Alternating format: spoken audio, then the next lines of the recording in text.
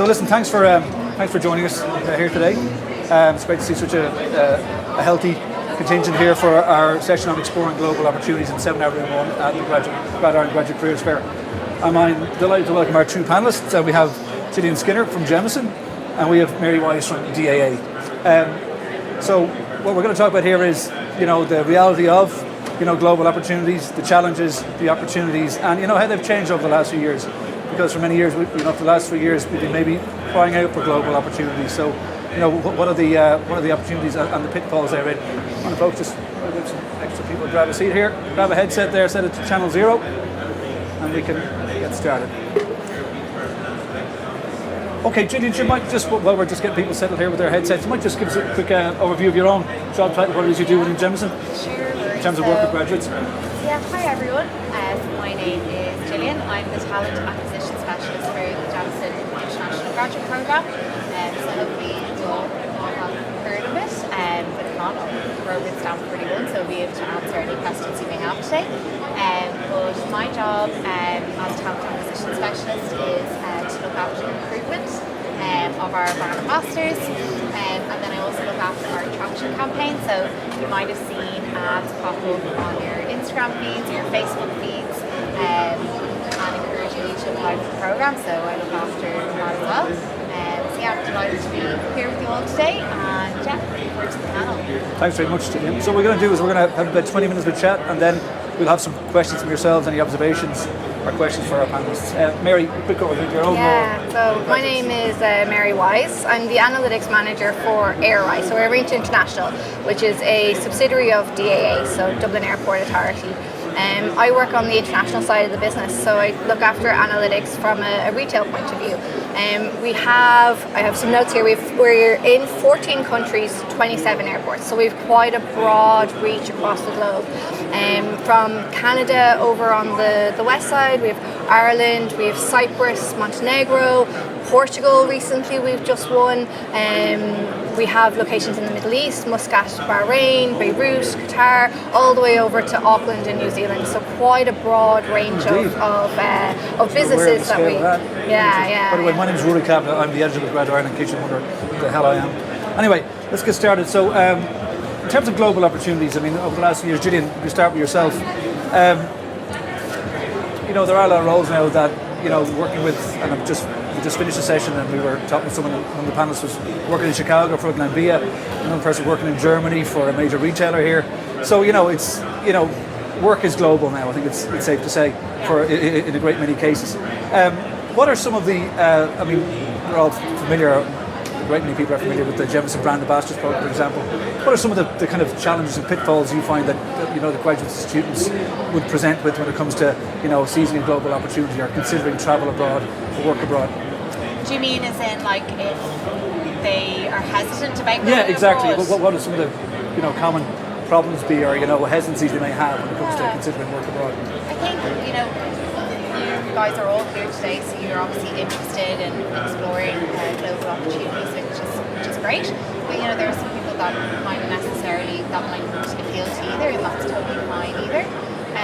From our experience of working on the programme, I think working internationally not only grows you, professionally, but also personally as well. We would see that growth from our brand ambassadors. So our brand ambassadors would kick off with a 4-week induction in August, and then they head out to their selected country then 4 weeks afterwards, and then they come back about 3 months later. We have our Global Ambassador Summit, and the difference that we see in our brand ambassadors in that short period of time from working internationally, because you learn soft skills like how you can adapt to different cultural nuances and getting to grips with the new market. So I always think travel is the best education, and it will ultimately always stand to you as well. So that's my take on it. And Mary, in terms of when people are applying for jobs, sometimes they see travel and that's all they see, and they think that it's going to be on a plane to a different destination every week.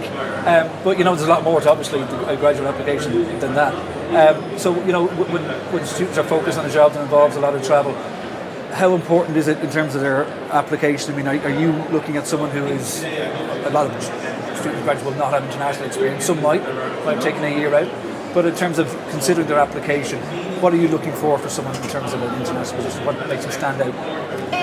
It's not necessarily having the experience, it's having the openness, being open-minded, being willing to learn, being willing to consider the different cultures, different experiences. It's if they can demonstrate that, that's a big part of what we look for. Having that international experience isn't necessary, and I know as a graduate it can be quite hard. Anyone coming in at any kind of entry level job, you're looking to see what is it that this person is looking for, like what is the key things that we're looking for. But as long as someone has that willingness, that openness, the curiosity, so willing to learn different cultures and get that experience, I think that is much more important than having the previous experience.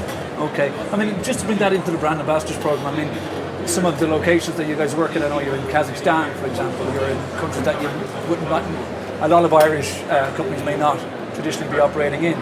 What stands out to you in terms of an application for that? Because I know you have certain I suppose deal breakers when it comes to the application process. You're looking for, as you say, character is a key thing. Yeah. So, what tips would you have in terms of getting things like that across in an application? I know it's not just a straight CV. Yeah, so you're right. So we have 55 brand ambassadors in 39 countries all over the world. So we have placements in India, Africa, Asia, Europe.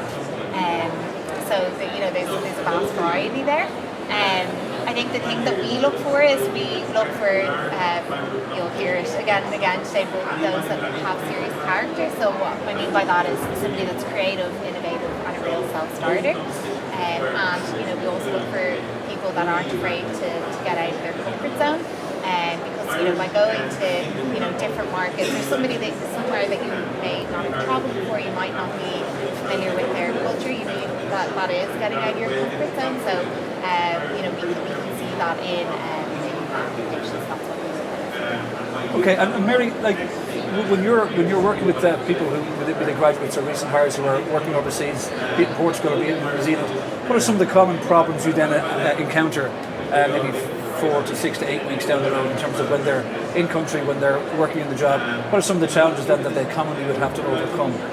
I think if you're moving there initially, it's actually getting settled. It's even thinking about it from a human point of view, and not even from a business point of view. If you think you're moving to a new location, you're completely changing your interaction. You're moving away from family, you're moving away from friends, you're creating new relationships, you're building a new life for yourself, you're looking for a new accommodation. I think it kind of goes more so into the personal side of it rather than the business support. So from a business support, like we have that support there. We'll make sure that you have the visas, that you have accommodation, that you have all the equipment that you need to do for work.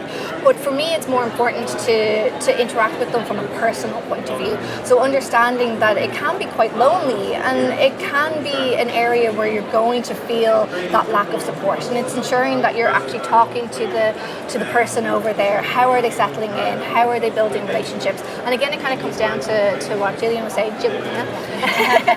It's so many names today. It's what Gillian's saying. It's having that open-mindedness, that enthusiasm to learn about the culture, to put yourself out there outside of that comfort zone as well. But for me, it's more so about ensuring that the personal side is reflected in your interaction with them and not just the business part of it. Okay, and just building on that, Gillian, and Mary mentioned the human factor.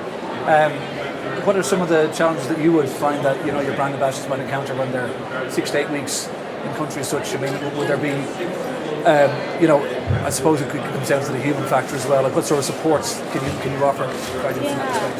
Yeah, so or advice in terms of if they're considering if they're right for this role? Yeah, so I think for some of our brand ambassadors, they could be fresh out of college, and this could be their first time moving abroad away from their support system, which is can be daunting.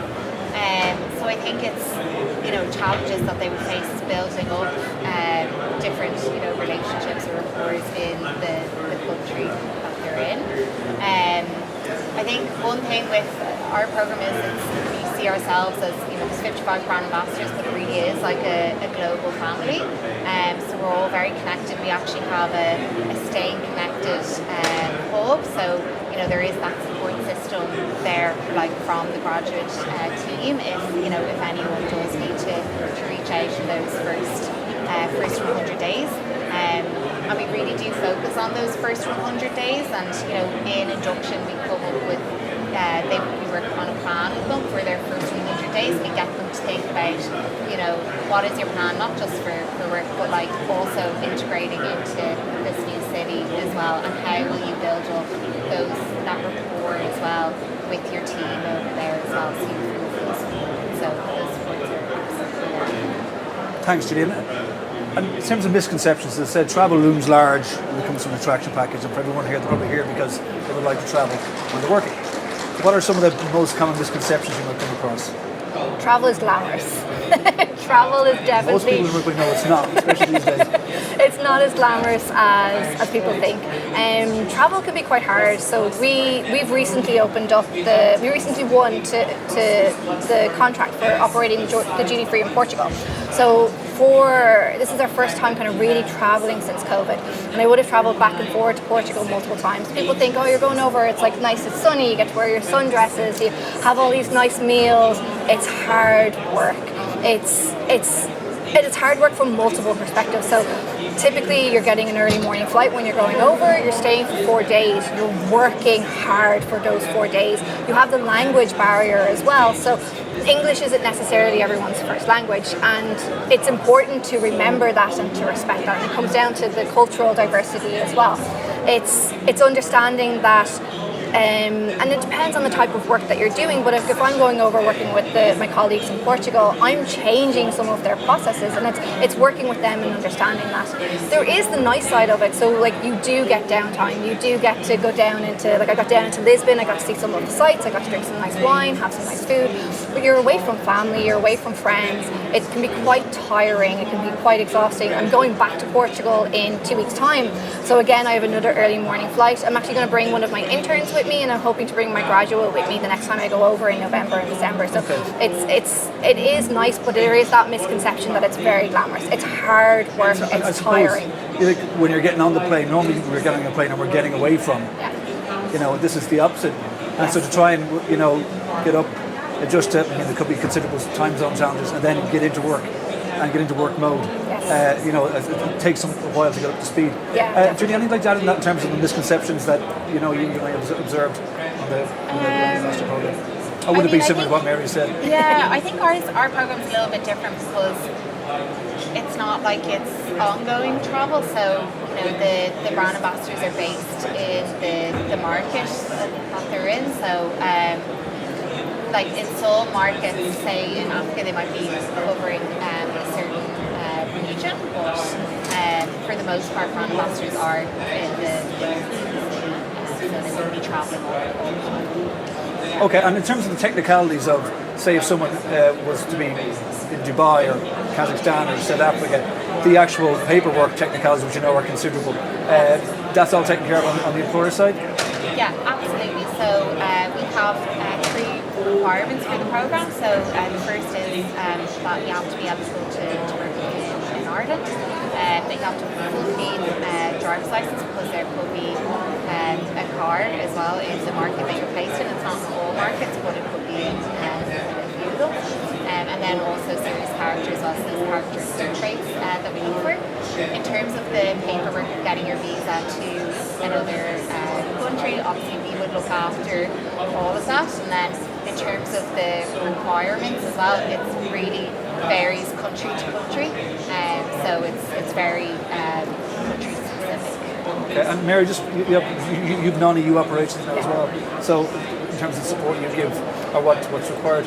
Yeah, it would be very, very similar. So it is very country dependent.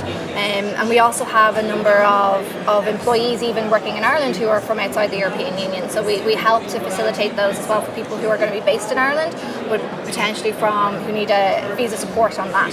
It is very, very much dependent on each of the location. We work with each of the departments to understand what those requirements are. It could be short term, so unlike Gillian, it is more travel. We do have placements, so we do have placements in some of the different locations, but we will work with each candidate because it's very individual. Every single candidate will have different requirements based on their needs, so we will work with each candidate on that. Okay, and Mary, just in terms of we've all discovered a new way of working, and quite frankly, we're all quite sick of it maybe in some cases, but when it comes to hybrid working, has that diluted the need for it? Now I know it was definitely not the case in terms of the brand ambassador program, but has it diluted at all what's required in terms of international work? And I'm talking generally speaking, in your opinion, not just related to DAA, has this changed international jobs? I think there was a perception when we started back working properly and we were able to travel again that there wouldn't be as much of a need. But as we started to go back out to our locations, the face-to-face contact cannot be replaced. Hybrid working has changed how we are. As an international business, we work with multiple different locations, multiple different time zones. I'm often on calls at 9 p.m, 10 p.m. at night with Auckland trying to sort out stuff because it's there 9 a.m. in the morning. One big thing that COVID has changed in that hybrid working is that it's more accessible for people to actually have those Teams calls, those Zoom calls. But beforehand, it was a lot more awkward. People were kind of like, oh well, I have to pick up the phone, and it was much more awkward. But now I find that it's embraced an awful lot more. It's actually easy. Yeah, it's easier, and we're finding as well that we have a hybrid policy, so we're 3 days in the office, 2 days at home, so all of our meetings are now hybrid. There's no such thing as just in person. But in saying that, we cannot replace the in-person contact. The support now, and I'll kind of go back to my example for Portugal, the support now, when I went over in August, we got so much more work done in 4 weeks than we'd done in a month and a half over the phone and over Zoom or over Teams. So you cannot replace that face-to-face contact. And I think it's important more than ever that we do ensure that we're still traveling, that we're still going out to our locations, that we're still in contact with people and having those face-to-face interactions, because nothing can replace it. That's where you build rapport. That's where you build your relationships. That's where you actually get to your market as well, isn't it? Exactly. You get to see the people, you get to see the culture. There's nothing that replaces the first-hand experience for actually being in a location and seeing how people work.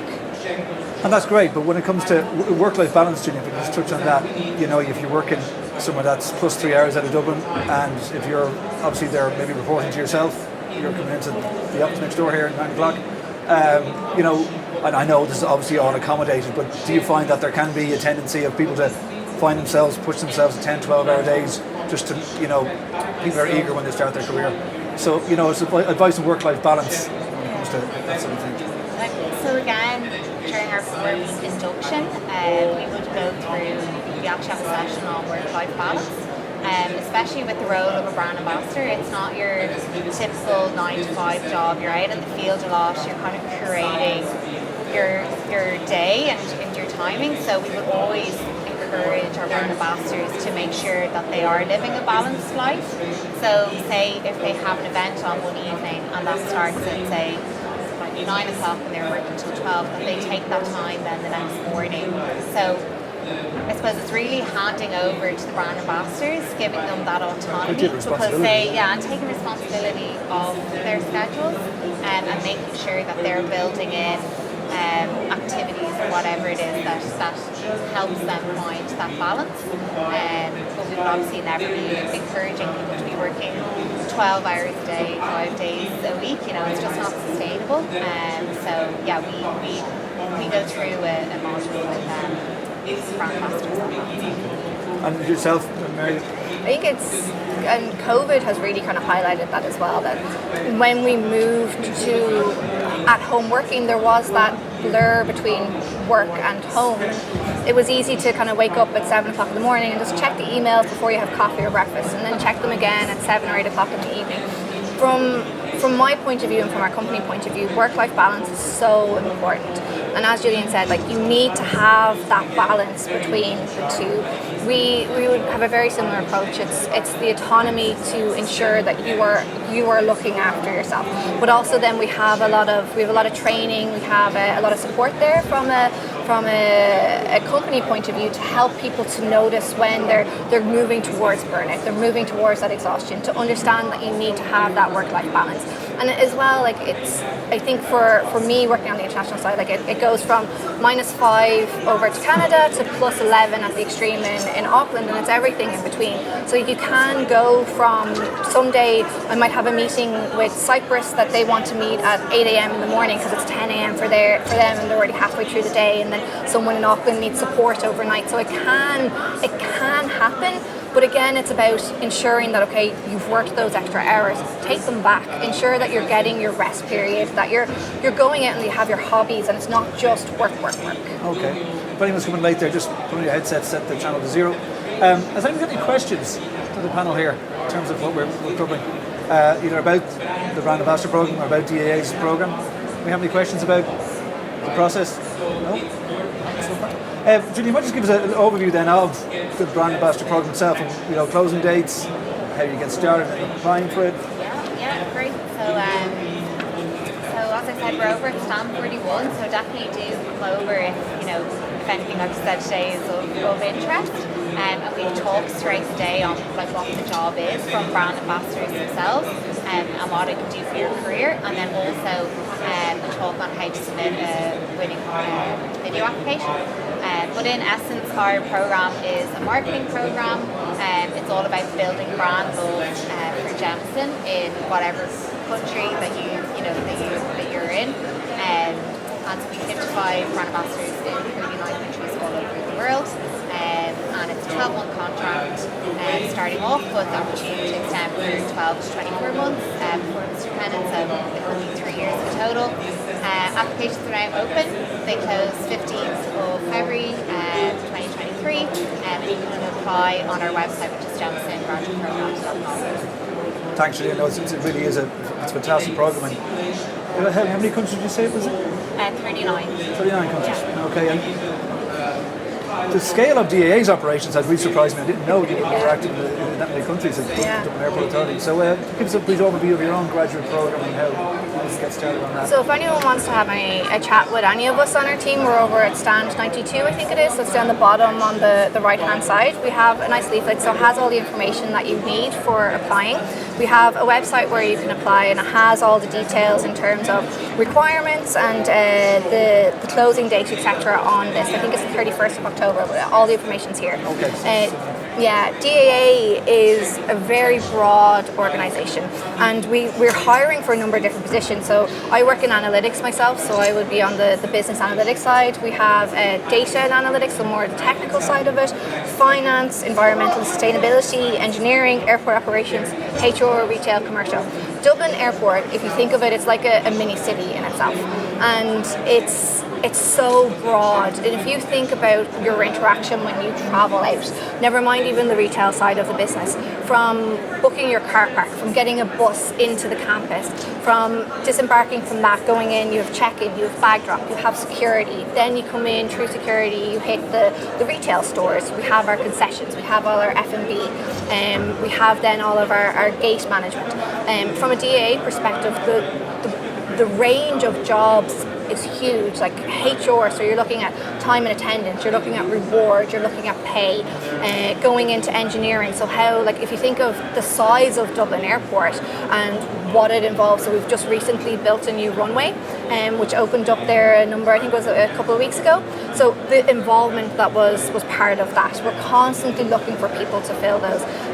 From an analytics point of view, even from the data, so I would look at the retail side of it, but then we also have security queue times. Even from, if you think of an airplane landing on the tarmac, so understanding the weight of that airplane and the impact on the tarmac and when that tarmac actually needs to be replaced or when the concrete needs to be replaced. So there's so much diversity. Yes. There's so much diversity and there's so many different options. For our program on the graduate, it's a 2-year program and it's a high acceleration program. So we have a lot of support, a lot of training. We have, previously we would have been with the IMI, now we're with IBEC. we have a lot of hands-on experience, so you're getting access to the executive team. It's that high acceleration course. And within the program, we actually try and do a rotation, so that you'll do 1 year with one location, and then you'll actually do another year within the same stream, but within another location. So I have someone who's with me in analytics. They'll stay with me for the year, get the international side of the business, and then they'll move on to another stream within analytics there. And and what roles, because we are talking about global opportunities, would be particularly travel related? So on the international side, it would be ARI, and then also there's DAI, so Dublin Airport International. And DAI look after the airport management. So I'm exclusively on the retail side of it, but from the DAI, they look at the airport management. So they have locations in Riyadh, we have locations in Jeddah. So we're constantly looking for new locations. Okay. From a retail point of view then as well, we're constantly looking to expand. So we have a massive bid process where we're constantly looking for new locations. Like we're currently considering whether to bid for Melbourne, for Belgrade. We're currently looking to move out into Asia, and currently looking at opportunities in America as well. So there's constant growth there from an international side of the business. Thanks. That's great. Any questions, anybody, on either of the programs, or any questions in general on global opportunities? No? No? Okay. Okay, well, just as I said, as Gillian said, the Jameson program closes in February. Yeah, 15th February, yeah. So you do have time to pop over to the Jameson stand, find out what you need to know. It really is a fantastic program. And the DAA program, I think we're all a bit surprised by the scale of that. So, but the closing date is quite soon. So pop over to DAA on stand 92 and get any information you need there, okay? No more questions, we'll wrap it up. Thanks so much, everybody. Thank you. Thank you.